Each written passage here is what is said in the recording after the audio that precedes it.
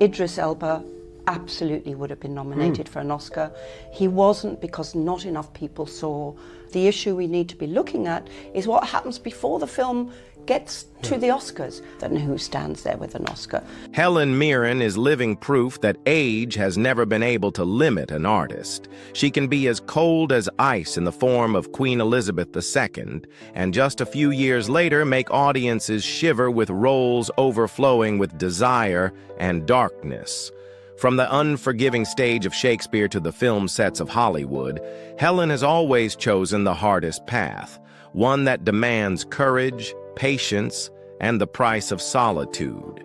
She did not step into Hollywood with grand roles or loud publicity.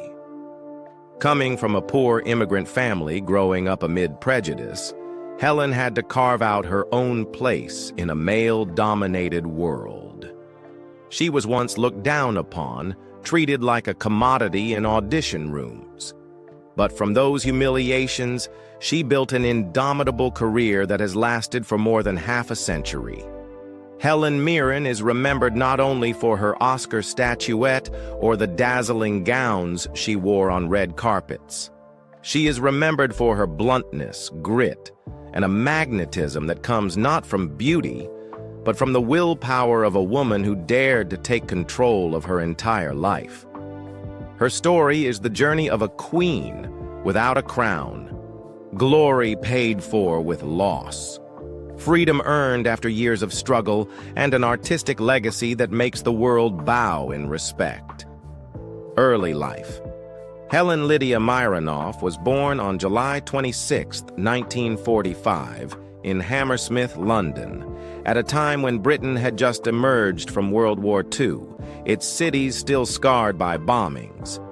Her childhood was far from wealth or privilege. Instead, it was a paradoxical mix of noble Russian blood, once brushed by the glory of empire, and the harsh reality of Britain's working-class life in the post-war years. Her father, Vasily Petrovich Mironov, later anglicized to Basil Mirren to assimilate more easily, came from a Russian noble family with a long military tradition. Helen's grandfather had been a colonel in the Tsarist army, present in major campaigns. But the revolution of 1917 wiped everything away. The Mironov family was forced to flee to England, exchanging palatial estates in Russia for cramped flats in a foreign land. A man who once commanded troops now drove a London taxi to survive. It was a fall without end, and the memory of a lost golden age haunted the family ever after. Basil grew up in that paradox, aristocratic roots, but a life of poverty. He turned to music for solace, playing viola in the London Philharmonic Orchestra, carrying a sliver of artistic grandeur in an otherwise precarious existence. But war intervened once again. During the Blitz, he drove an ambulance through bomb-shattered streets.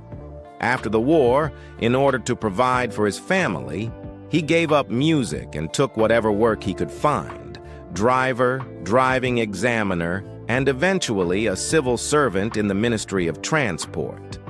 It was not the life of a nobleman, but of a man forced to be pragmatic in order to survive. Helen's mother, Kathleen Alexandrina Ava Matilda Rogers, came from a very different background. Born into a poor working-class family in West Ham, she was the 13th of 14 children.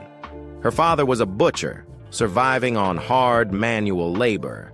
Kathleen grew up amid scarcity, but from it she learned endurance, diligence, and self-reliance, qualities she would later pass on to her daughter. Helen was the second of 3 children. Along with her elder sister and younger brother, she grew up in Leigh-on-Sea, a small seaside town in Essex. It was not a glamorous place, but a working-class community where everyone knew each other through narrow seaside streets and small shops. The Mirrens lived in a modest house, not wealthy, often struggling, but always holding on to dignity. In her childhood memories, Helen saw a stark contrast. On one side were her father's stories of noble ancestry, of forebears who had fought in great battles. On the other was the harsh reality of poverty. Her father constantly switching jobs, her mother scrimping to feed 3 children. That contradiction forged her character, never deluded by past glory, yet never willing to surrender to present hardship. At Hamlet Court Primary and later St. Bernard's High School for Girls, Helen displayed a flair for the stage. Her first role came when she was cast as Hansel in Hansel and Gretel. Standing under the stage lights with every eye on her, she realized this was her world. She went on to perform in many school plays, embracing each role with passion, no matter how small. Her father, having witnessed both the brilliance and the bleakness of life, taught her independence, insisting she never rely on titles or power. He told her, "If you want to survive, you must stand on your own 2 feet." Her mother taught her patience and perseverance through her own endless days of labor. The small seaside house in Essex raised a Helen Mirren who was stubborn, unyielding, and unwilling to be confined. When she stepped out of her family's door, she carried with her a unique inheritance, the lost spirit of nobility fused with the resilience of working hands, the memory of vanished grandeur alongside the starkness of reality. That combination forged a woman who would never back down, whether at 18, standing nervously on a school stage, or decades later, walking tall to accept her Academy Award. Early career. The first turning point came when Helen had just turned 18. One day, she happened to see an audition notice for the National Youth Theater, decided to give it a try, and was accepted. For a girl who had grown up in a modest seaside home in Essex, it was like a door opening into a completely new world. Stage lights, strict discipline, and for the first time, the feeling that she could step out from under the shadow of her family's poverty. 2 years later, in 1965, Helen was only 20 when she was entrusted with one of the most coveted roles for any young actor, Cleopatra in Antony and Cleopatra at the Old Vic. Her performance stunned audiences. Helen's Cleopatra was not just a regal woman draped in finery, but a queen both powerful and deeply conflicted, vulnerable beneath her authority. That portrayal immediately made her a sought-after name and opened the door to the Royal Shakespeare Company, RSC, the most demanding training ground for young talent.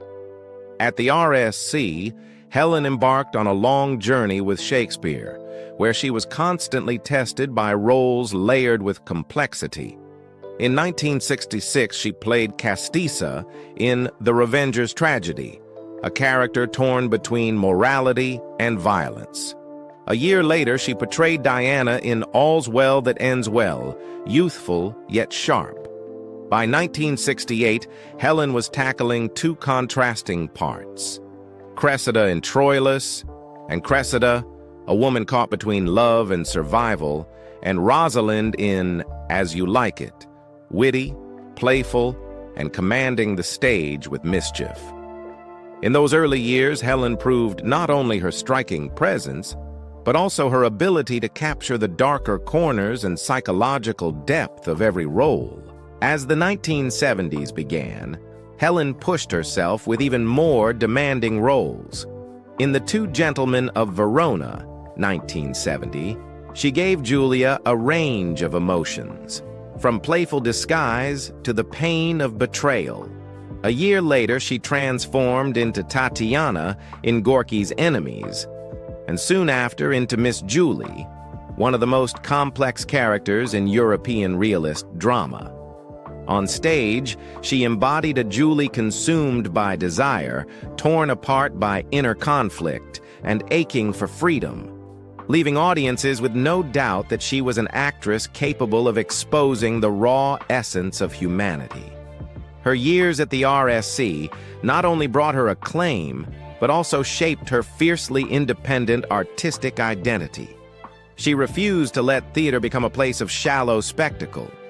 In 1975, at the height of her RSC career, Helen wrote a letter to The Guardian, publicly criticizing both the National Theater and the RSC for overspending on costumes and sets instead of focusing on the essence of drama. The letter caused a stir, sent shockwaves through the press, and was even debated in Parliament. For a young actress, it was a daring move, but Helen was willing to pay the price to defend her conviction. Theater must serve the truth of emotion, not hollow displays of grandeur. That bluntness also defined how Helen chose her roles. She never took the safe path. In the mid-1970s, she became Maggie, a rebellious rock singer in Teeth and Smiles, 1975 to 1976.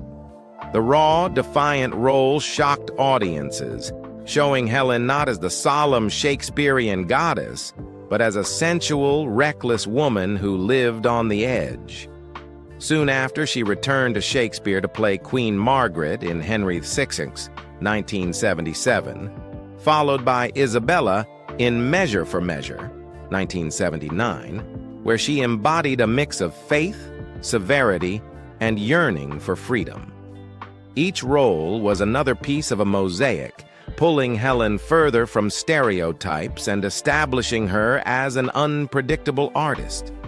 Her hunger for challenge eventually led her to film, but instead of choosing a safe debut, she began with a shock.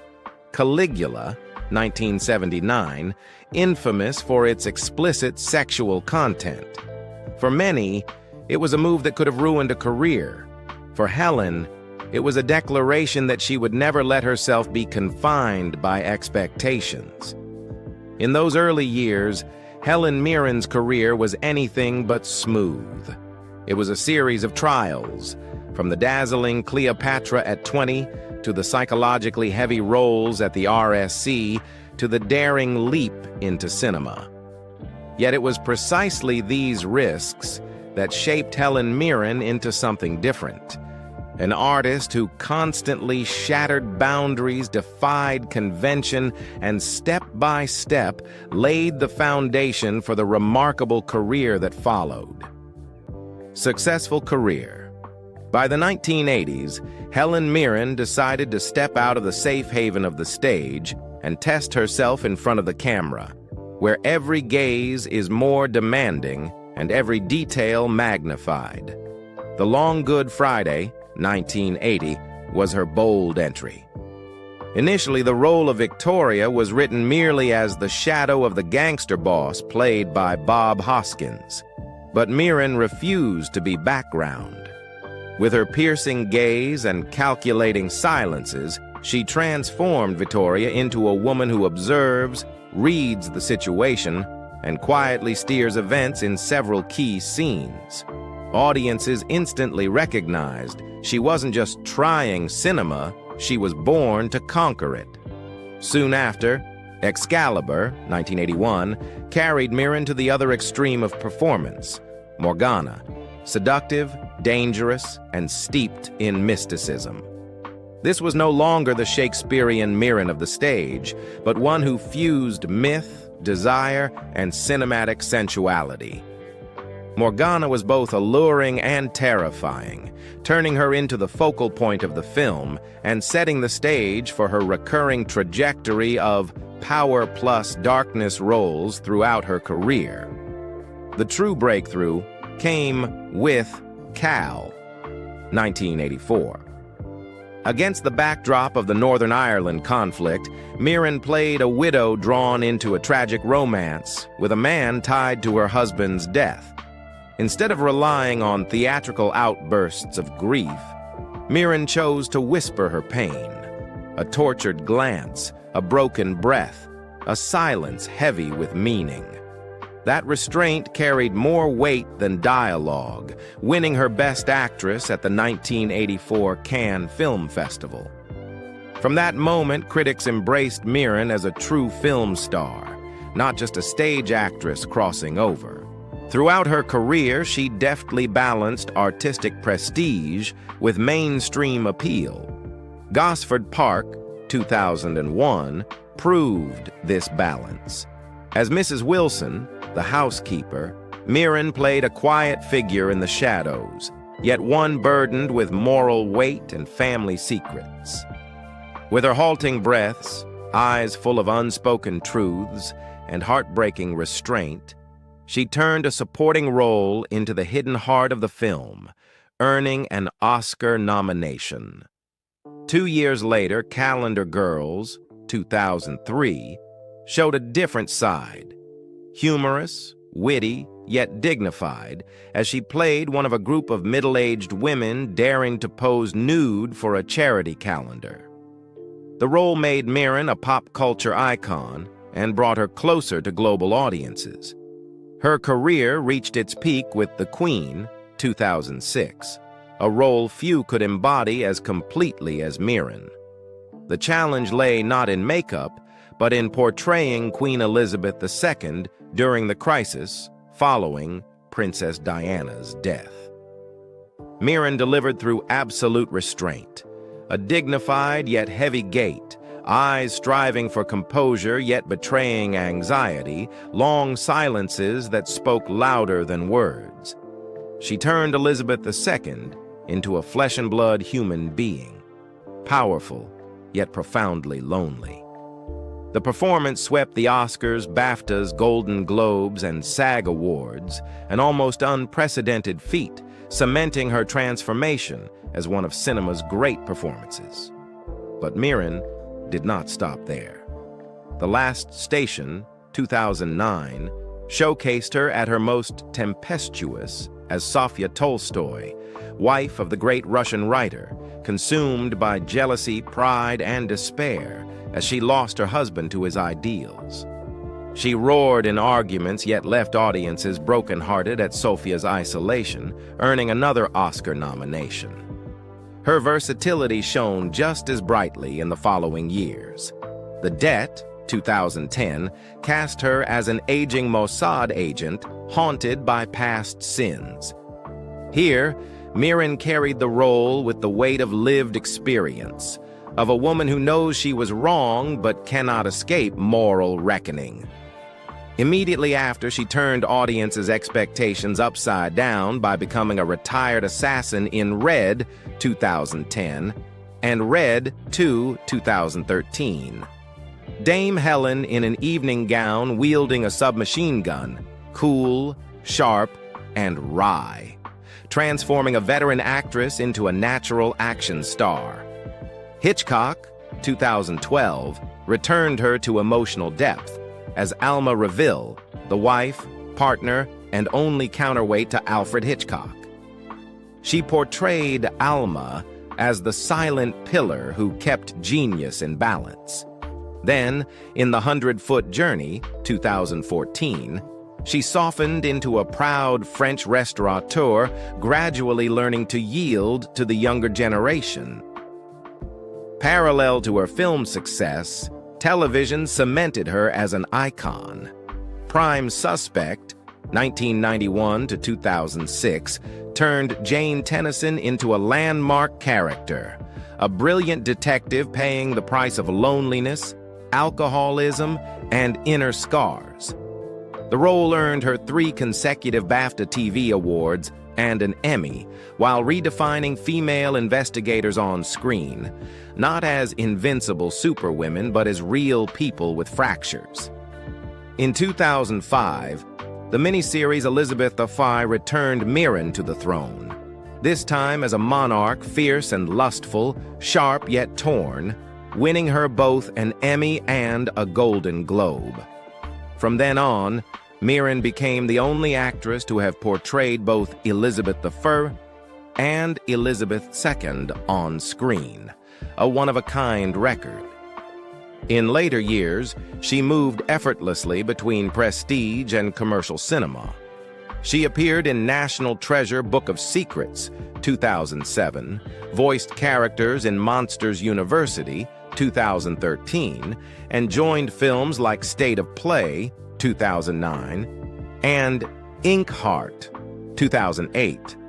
In Woman in Gold, 2015, she embodied Maria Altman, a Jewish woman determined to reclaim a Klimt painting stolen by the Nazis, earning SAG and Golden Globe nominations. In Trumbo, 2015, she played Hedda Hopper, the razor-sharp, venomous Hollywood gossip columnist, once again nominated for SAG and Golden Globe awards. In Collateral Beauty, 2016, she softened again into a figure of compassion. And beginning in Fast and Furious, 2017, she astonished the world as Queenie, a witty, dangerous crime matriarch, proving that age never closes the door to adventure.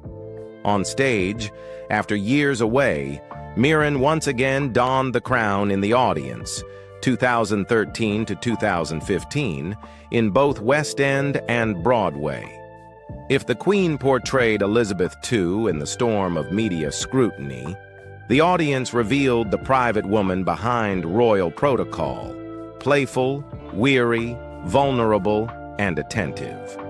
The performance won her a Tony Award for Best Actress, completing her triple crown of acting, Oscar, Emmy, Tony, an honor only a handful of actors in history have achieved. By the time her artistic journey had spanned decades, major awards were no longer just recognition for single performances, but tributes to her entire body of work. The BAFTA Fellowship, 2014, and the SAG Life Achievement Award, 2022, were cinema's way of saying to Helen Mirren, "She has left behind a legacy that cannot be replaced. Turmoil and shadows." Behind the stage lights and the red carpets, Helen Mirren has faced moments so dark they could have crushed anyone weaker. But instead of hiding them, she made them part of her unfiltered portrait, and that honesty became her unique source of strength. In 1975, appearing on Michael Parkinson's talk show, Mirren was bluntly questioned about her body and sex appeal, as if her only worth lay in her looks. In front of millions of viewers, she did not shrink away or bow her head. She pushed back fiercely, defending her dignity and insisting that her talent be recognized for her ability, not her bust size or cheap sexual jokes. That defiance turned her into a symbol of female resistance in an industry riddled with prejudice, a pioneering voice of feminism in 1970s Hollywood. Her confrontations with harassment went back even further. In 1964, as a young actress auditioning, Mirren recalled how director Michael Winner treated her like a piece of meat. A single remark, a single look from someone in power was enough to brand her with the feeling of being diminished, leaving scars that followed her throughout her career. In a brutally honest 2008 interview with GQ, she revealed something even more painful. She had been raped as a student. It was not only a personal nightmare, but also proof of a society that at the time stayed silent about women's suffering. Mirren chose to share it publicly, not to seek pity, but to declare that even the deepest wounds could not stop her from living and making art. During the 1970s and 80s, she also went through a period of drug use, from LSD to cocaine. She admitted she once chased pleasure and escape in the haze, like many artists of her era. But she quit for good after learning a grim truth. Nazi war criminal Klaus Barbie was profiting from the cocaine trade. "I didn't want to indirectly support evil," she said. That realization jolted her into cutting ties with drugs and choosing sobriety to continue her artistic journey. Like many great artists, Mirren never shied away from controversial statements. She openly identified as an atheist, yet confessed to believing in fairies and elves, childlike beliefs she kept as fragments of innocence. Politically, she declared support for Israel and even called herself a Zionist, stances that drew criticism. But Mirren never cared to please everyone. Her lifestyle, too, was liberated to the point of defying social norms. Helen openly embraced naturism, regarding the body as nothing to be hidden. She often said she felt happiest when naked on a beach, surrounded by nature. In 2004, she was even named Naturist of the Year by the British Naturist Society, a peculiar but fitting tribute that reflected her true self, fearless, unbound, uncompromising. These shadows, trauma, brushes with addiction, and divisive declarations did not destroy her. On the contrary, they made her more authentic, more complex, and more formidable. Because Helen Mirren never tried to be perfect. She simply lived as herself, in both light and darkness, without disguise. Personal life. After years of facing prejudice, harassment, and wounds that were not easily healed, Helen Mirren entered the 1980s with a heart that seemed hardened. Yet fate placed before her an encounter that would soften the harshness of her private journey. That person was Liam Neeson. They met on the set of Excalibur, 1981. When Mirren, in the guise of Morgana, appeared with her commanding gaze and mystical cloak, Neeson, then just an unknown young actor, was struck dumb. He later recalled, "Kieran Hines and I were standing together. Helen walked toward us in her Morgana costume, and we both thought, oh my God." It was the moment Neeson was instantly spellbound, not only by her beauty, but by a presence that demanded reverence. Their romance soon followed, passionate and intense. Mirren was already a respected name on stage and screen, while Neeson was still struggling to find his footing.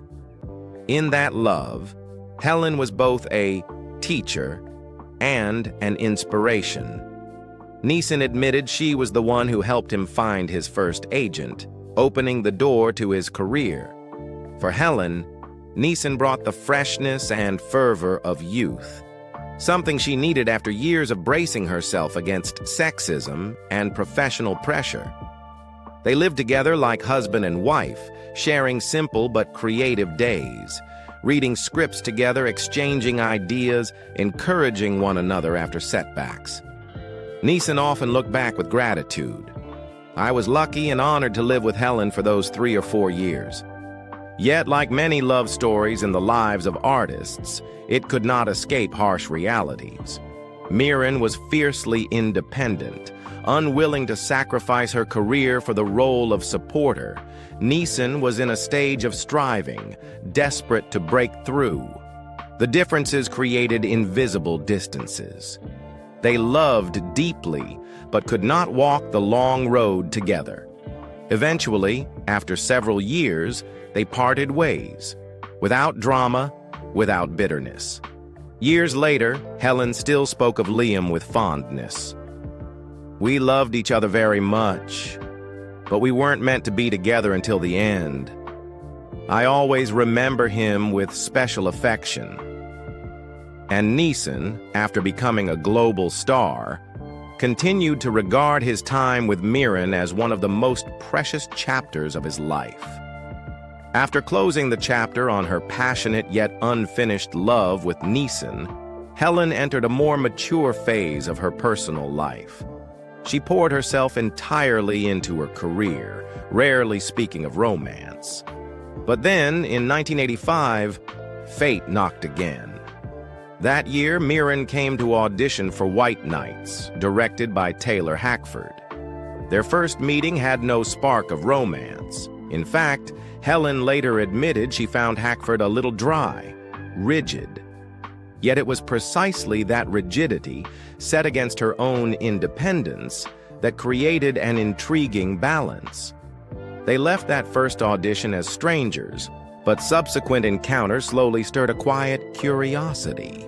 By 1986, they began dating. Unlike the fiery love affair with Neeson, her relationship with Hackford grew out of patience and respect. By then, Helen was in her 40s, no longer a believer in sudden infatuations. She found in Hackford a man who understood the rhythms of an artist's life without imposing, a companion who could stand beside her without overshadowing her. They lived together for 11 years before marrying. Ironically, Helen had long declared she had no interest in marriage, once comparing it to a beetroot. "I don't hate it, but I've never craved it." Yet, after more than a decade, they decided to wed on December 31st, 1997, in a small Scottish church. The ceremony was simple, far from Hollywood lights. Mirren called it a practical decision rather than a romantic one, citing legal reasons and family wishes. But that practicality reflected the essence of their bond: steady, enduring, understated, yet profound. Hackford had been married twice before and had 2 sons, Rio Hackford, 1970, and Alexander Hackford, 1979. Helen never had children of her own, a choice she has always been candid about. "I never had a desire to be a mother, and I don't regret it." Still, she embraced her role as stepmother, building close relationships with both Rio and Alexander, supporting them through milestones. This expanded form of motherhood earned her deep respect within the Hackford family. In 2022, tragedies struck when Rio Hackford, Hackford's eldest son, died at 51 from uveal melanoma, a rare cancer. Helen described the loss as an indelible wound. Rio's life taught us what generosity and love truly mean.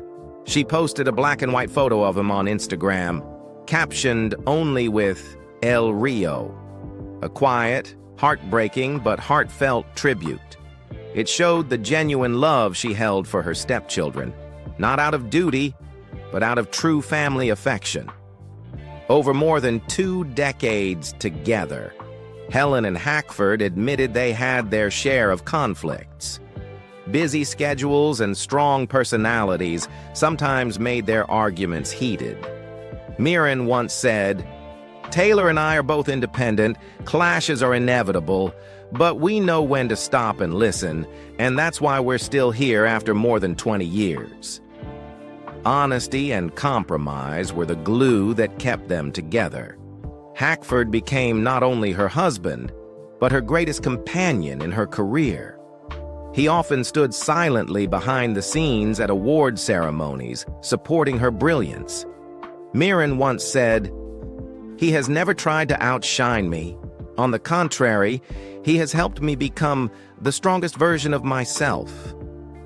This love, unlike the fiery passion she had shared with Neeson, was built on steadiness and resilience. It didn't spark sensational stories, but it proved that in Hollywood's noisy world, there are still relationships that choose to endure through trust and quiet devotion.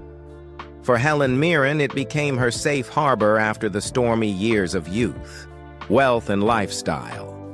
After the ups and downs of her personal and family life, Helen Mirren entered a new chapter, one marked by a fully ripened career, global recognition, and financial stability. According to many estimates, her net worth stands at around $100 million, a figure that reflects more than half a century of dedication to film, television, and the stage. Yet unlike many Hollywood stars, Helen has never flaunted her wealth. She and her husband, director Taylor Hackford, live in a cozy home in Los Angeles, described as not overly lavish, but full of life. They also maintain a house in Lake Tahoe, U.S., and another in Italy, where Mirren enjoys retreating to savor the slower rhythms of European living. Helen once said, "I don't need a palace. I just need a space with light, peace, and a place where I can read a script with a glass of wine." Her lifestyle also sets her apart. Mirren does not conform to Hollywood's rigid beauty standards. She confidently walks red carpets with her natural silver hair, turning it into a statement about age and authentic beauty. In 2011, when Esquire named her sexiest woman alive at the age of 66, it was not just a compliment, but an acknowledgement that Helen's allure came not from youth, but from her presence and self-assurance. She is also known for her free-spirited, nature-loving way of life.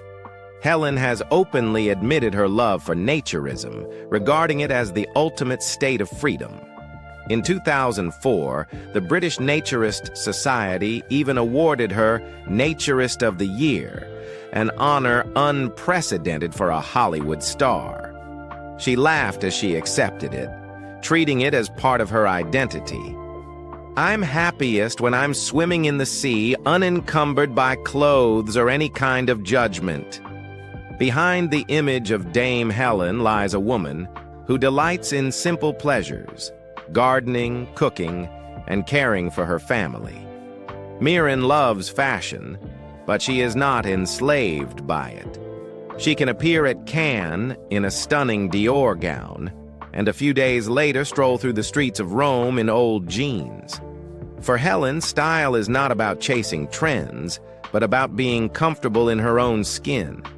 Despite her wealth, Mirren and Hackford live a discreet life, steering clear of the ostentation of the elite. They invest in artistic and charitable projects rather than meaningless luxuries. Helen devotes much of her energy to campaigns raising awareness about domestic violence, women's rights, and animal protection. She is not only an actress but also a powerful social voice, legacy, and influence. Helen Mirren leaves behind a legacy that extends far beyond awards and box office numbers. She stands as a symbol of a generation of actresses who dared to confront gender prejudice in the film industry.